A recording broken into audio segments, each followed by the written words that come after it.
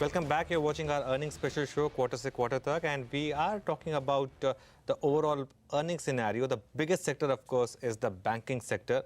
And while the stocks have rallied, this earnings season would be another reality check because this is the final leg of RBI's asset quality review with banks such as SBI, ICICI, Axis, the economy-facing banks, the corporate banks taking another round of hits on their gross NPAs. Ekta Batra now joins in to tell us what the street is expecting this quarter. Ekta.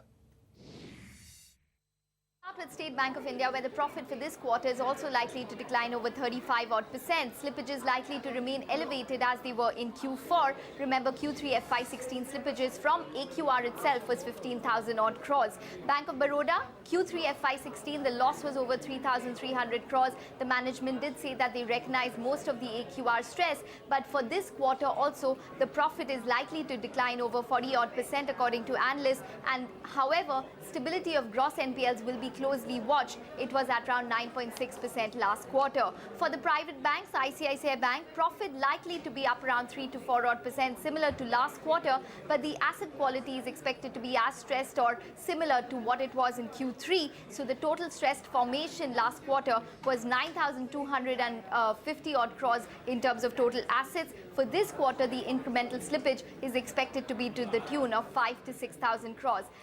For Axis Bank, remember last quarter the gross NPLs only went up 30 basis points Q on Q. For this quarter, the street will be watching for any sort of stability in terms of the gross NPLs. The slippages were over 2,000 crores. If in case they are contained, then it would be a positive surprise. Profit growth of anywhere between 5 to 6% for Axis Bank. Lastly, HDFC Bank, stability expected to continue, profit growth of around 20% and the gross NPLs expected to be stable at around 1%. Thanks for that, Ekta. Well, let me now toss this to our guests. Rakesh, what is your pick of the pack in the banking space? So, we are going with a safe bet, HDFC Bank. That is our pick. Okay. And if somebody wants to add a little bit of risk, I think Yes Bank is the other one. So these are the top two ideas that we are pushing, not just results, but also over the next 5-6 months, I think. Okay. Gautam, coming on this, it's the biggest sector, of course.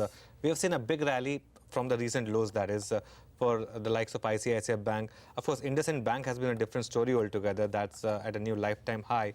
But from this point on, do you think the bank rally will go on regardless of the reality check that we might see in Q4? Again, selectively it can, but a broad sector, I think is more a correction of the over-pessimism we saw a couple of months back. So I think the key element here would be both what happens to the macro data points over the next 6 months in terms of growth recovery, as well as the comfort investors get out of the bank's disclosure in terms of the stressed assets. So we're still hoping and trying to get a sense whether they have cleaned up the books enough or not. So one thing is what banks tell in their quarterly calls. Second is also whether RBI backs that up in its own commentary. And third, the data points coming out in terms of asset sales, some assets coming back on track, etc. So these are the things which will determine them. So in a nutshell, we are still sticking to our preference for retail-focused private banks and non-bank financials over the corporate lenders, where we still remain underweight. Okay. What about you, Rakesh? Would you still not even touch, say, a bank like Axis, which largely recognized most of its problem loans, or at least those pointed out by Reserve Bank in the third quarter itself? Yeah, Axis has been more forthcoming in terms of expressing what is there on their books. Though fourth quarter they might be revealing more about those 8 accounts which are not yet classified as stress assets. So that will go a long way in clearing up the air on Axis. I think Axis stands out as among those banks which have been beaten out of shape. Probably the first one which should recover going forward. And it's also a decent play on government infrastructure spending. So I may not be averse, looking at Axis Bank at the current levels. Okay. Gautam, any of the economy-facing banks, you spoke about Yes, but that's still a small player. Axis, ICICI, SBI, BOB, any of them, are they are you L1 with any of them? You might take a look in after a quarter? I can't really comment on any individual stocks per se. But yeah, corporate facing banks still underweight till we get better clarity. Okay, so that's banks. The second big sector, of course, is IT, and Reema Tendulkar is here with the key expectations from the IT bigwigs. Reema? Infosys will be the first to declare the Q4 earnings, and this will be the strongest Q4 for the company in the last 4 years, with a dollar revenue growth of nearly 2%. Key to watch, FY17 guidance. We're expecting a 11 to 13% revenue growth in constant currency terms, with margins being maintained. The company has been an outperformer compared to peers. In fact, just last week, it hit a fresh record high of 1250. TCS have been missing expectations for the last 6 quarters. This quarter, we're working with a dollar revenue growth of 1.5%, constant currency growth expectations of nearly 2%, but 16 is going to be significantly lower than FY15 on account of the various portfolio challenges. For HCL Technologies, H1, that's Q1, Q2, were a bit subdued, so Q3 will show a bit of a bounce back. There was a small acquisition of Power Object, which could aid to the top line. We're also expecting margins to improve to 20.8%. On Wipro, they generally give us a Q4 guidance, which was 2 to 4%. So the company's Q4 growth will be within the company's own guided band. Key to watch will be Q1 guidance seen at 3 to 5%, because it will be aided by acquisition like VTOS as well as HPS. Okay, Rakesh, IT is going to be key this time, right? I mean, traditionally Q4 is weak, but we had a weak Q3, so the base effect becomes favorable. What would be your top, bets as far as IT is concerned? First of all, is it a sector that you prefer? And secondly, then, the kind of stocks that you would want to play.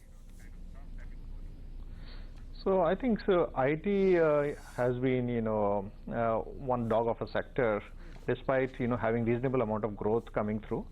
And the expectations will be set, as rightly said by the Infosys results, meaning 11 to 13% is the expectation. NASSCOM is at 10 to 12, and Infosys have said they will do better, so 11 to 13 kinds of fit in.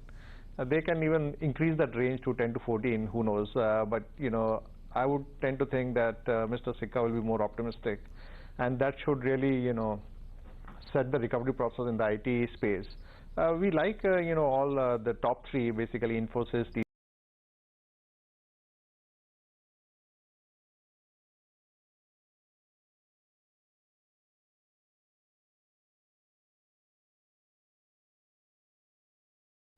there could be some activity. If markets have to go up further, I can't think of markets going up without IT or banks performing at all. Okay. Yes, that's a fair point. It is a bellwether, even if it has had a dog of a quarter or a couple of quarters. Gautam, your take, what are your preferences in the IT space?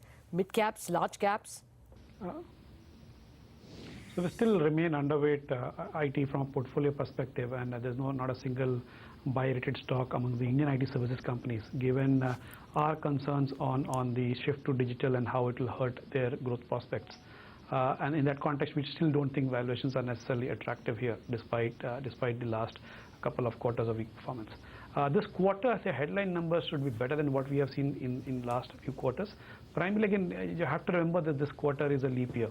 And leap year itself adds 1 day, which in the context when you're talking about 1%, 1.5%, 1 day extra does make a difference. And that holds for macro also, but definitely for IT services companies also. So headline numbers should be fine.